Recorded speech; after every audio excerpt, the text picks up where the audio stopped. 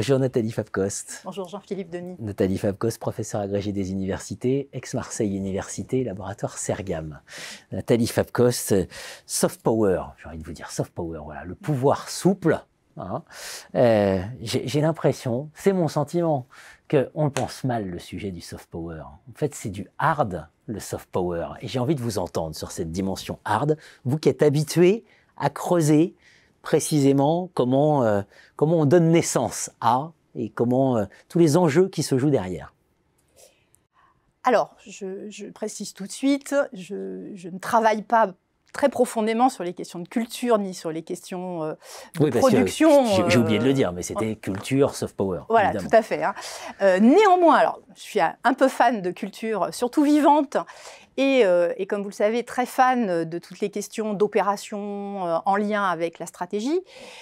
Du coup, à chaque fois que je profite finalement d'une expérience culturelle, quelle qu'elle soit, j'en profite en tant que réceptionnaire de la manifestation, mais aussi en la regardant avec cet œil, comment lier finalement dans ce type d'activité stratégie et vision de l'impact qu'on veut avoir, de la réception que l'œuvre ou l'événement doit produire, et concrètement comment on la fabrique en fait. Voilà. Donc oui, je confirme, je défends la thèse que le hard est stratégique par rapport à ce soft power.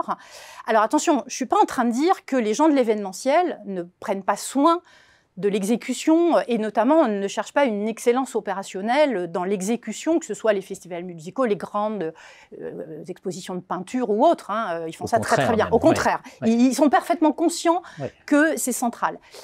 Ce qui me semble moins bien travaillé, c'est finalement la boucle inverse, c'est-à-dire comment penser par les opérations, penser par la fabrication et les étapes de cette fabrication, avec les technologies qui vont avec, comment ça peut finalement modifier profondément les choses et amener à d'autres perspectives stratégiques qui sont peut-être un peu sous-étudiées ou sous-estimées ou en tout cas insuffisamment travaillées. Et c'est un peu dans ce sens-là que j'avais envie effectivement qu'on échange. Absolument. Alors finalement, quand on prend ce prisme-là, qu'est-ce qu'on trouve ? Ce prisme, d'abord, c'est prendre un cycle de vie complet. Depuis la conception, la production, la distribution, la maintenance, le service après-vente, la fin de vie. C'est-à-dire que si je prends un cycle d'opération classique, eh bien, toutes ces étapes-là, finalement, si on les prend dans leur continuité, eh bien, peuvent amener à considérablement repenser l'œuvre, les services qu'on va associer à un événement, par exemple, et la manière de, finalement, produire plus d'impact avec l'œuvre, les services, enfin, tout ce qui se passe autour, finalement, de l'événement culturel. Bien sûr. Donc ça, c'est vraiment le premier point. Le deuxième point, c'est que on est obligé de se poser les questions de la production concrète. Et ça, c'est des technologies. Et ces technologies, elles ont changé de manière incroyable depuis les années 90. Autant pour produire l'œuvre elle-même, on l'a bien vu avec Warhol, on l'a vu avec d'autres, donc il y a une industrialisation très claire, il y a une capacité à diffuser très forte, et puis il y a une capacité à autoproduire pour des artistes qui voudraient se débrouiller tout seuls, sans major et sans... voilà, on l'a bien vu avec les rappeurs qui vous ont tant intéressé et qui vous intéressent toujours. Donc en fait, ces technologies-là, elles arrivent à transformer la production de l'œuvre en elle-même, et tout ce qu'on peut faire autour, là encore une fois, pour avoir plus de soft power, puisque c'est le sujet en fait qui nous intéresse. À l'heure où l'impact, l'influence, le soft power, notamment en France, les souverainetés sont dans toutes les têtes, c'est par là qu'il faut prendre le problème. Alors je ne sais pas si c'est par là, déployer mais la en tout réflexion. cas, il faut l'attaquer aussi par là.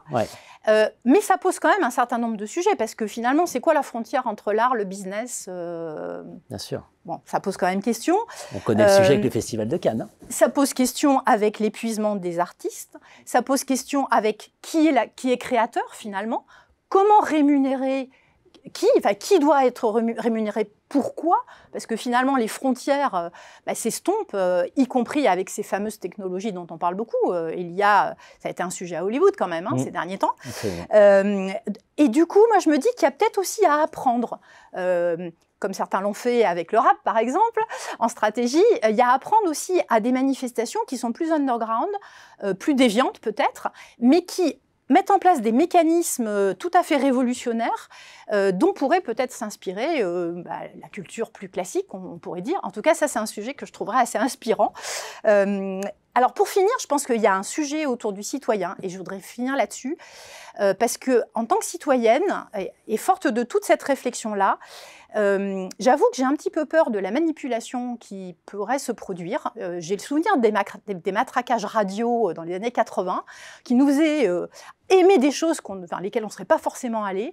Là, je sens qu'il y a, avec toutes ces technologies, de la manipulation possible et une possible violence qui pourrait être exercée à l'encontre finalement des gens, en leur imposant des choses qu'ils n'ont pas forcément envie d'entendre, ou en tout cas qui pourraient les amener à finalement être transformés d'un point de vue culturel sans qu'ils en soient tellement conscients. Et là, il y a un vrai danger. Il y a un vrai danger. Derrière la culture, il y a toujours des enjeux démocratiques aussi. Absolument. Merci Nathalie Fapkos. Merci.